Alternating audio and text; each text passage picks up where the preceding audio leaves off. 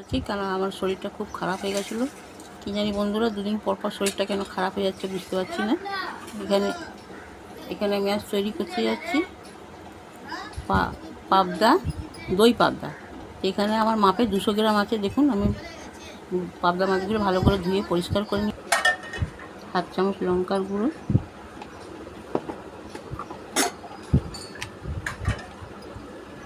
7 চামচ জিরের গুঁড়ো।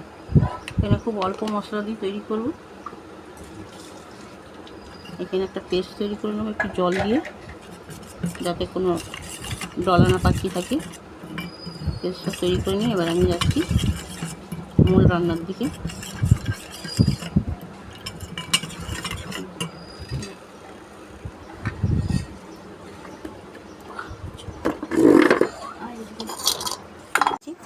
আপনারা পারলে সর্ষের তেল থেকেও রান্না করতে পারেন, কোনো অসুবিধা নেই।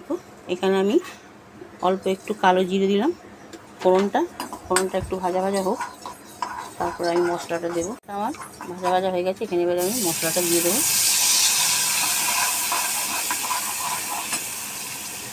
এটা যাতে সুন্দর আসে, মশলাটাকে আমি ভালো করে কষিয়ে নিই। দই দেবো, যেহেতু আমি দই পাবদা করছি সেই জন্য এখানে আমি দইটা দিয়ে দিলাম। দইটাকে একটু আমি নাড়াচাড়া করে তারপর আমি মাছগুলো দেবো। দইটা ধুয়ে একটু জল দিয়ে দিলাম।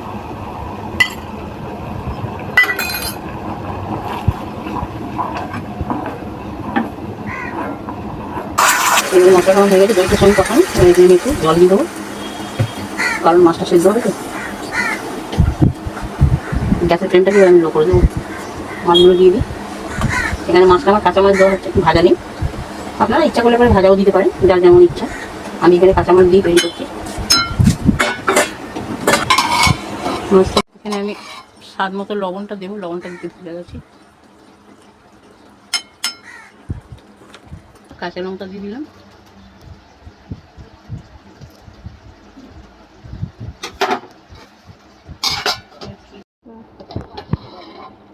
দেখুন বন্ধুরা, মাছটা আমার অলরেডি হয়ে গেছে। এবার আমি গ্যাসের ফ্লেমটা অফ করে দিচ্ছি। এবার আমার সার্ভ করার পালা।